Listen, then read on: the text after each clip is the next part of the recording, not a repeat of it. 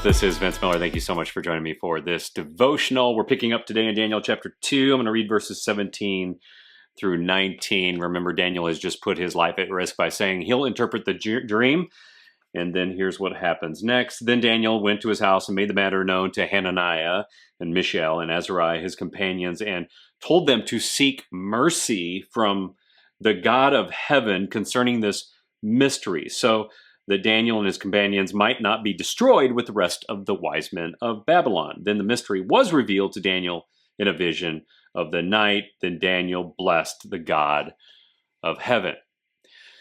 So in this situation, Daniel finds himself in a very stressful moment. Now, I don't know about you, but I've had a few times in my life that I've been in very stressful situations. And some of those moments of stress result from, well, my sin and selfishness, right? And then at other times, those moments result from a step or a leap of faith with God. And if I had to evaluate where I spend most of my time stressing, it would be from the former, not the latter. But that's not the case in this situation. Daniel, by faith, has inserted himself into a very unique moment, one that God can only resolve. And it has to be stressful. I just believe that he has to, in some way, be stressed out about this thing, even though we don't see a lot of stress in the text.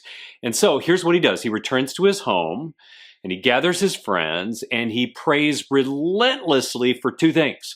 One, for mercy from God, and two, that the mystery of the dream will be revealed. He knows that he needs, well, God's mercy to receive the revelation of an unknown dream, and that there is going to be no other means to resolve the issue or the situation.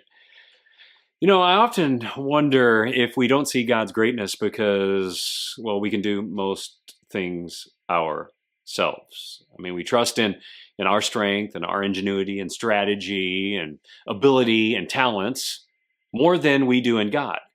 We think we'll take that first step when maybe we have enough saved or prepared, or maybe when we have enough training or education. But what we mean to infer when we respond this way is that we trust ourselves more than God. And this is a very natural way to approach things. We attempt to reduce the leap of faith to only a very reasonable step. And in the end, we miss out on all the great things that God wants to do for us with, well, a lot less human effort. And in this situation, Daniel put himself in a really precarious situation. He took a massive leap of faith. It wasn't a tiny little step. It was a massive leap of faith with no resolution and no answers. It was a leap that was beyond human reach. It was beyond his reach. It was beyond the reach of anybody in the land. And he doesn't do it to put God to the test. Instead, he does it because he wants to be faithful.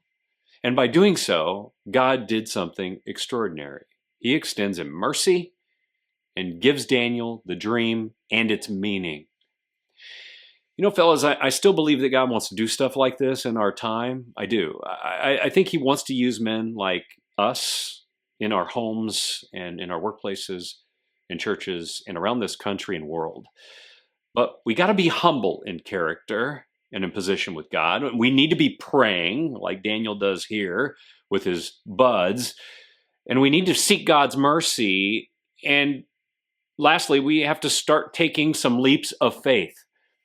So fellas, where do you need to take a leap of faith today? And then do this. Leap. Just do it. Leap. And let's see what God does. Not to put him to the test, but because only he can resolve the situation that is before us. I love you guys. I pray this blesses you. I'm hoping you'll take a little leap of faith today. For some of you, maybe a big leap. And I'll see you right back here again tomorrow.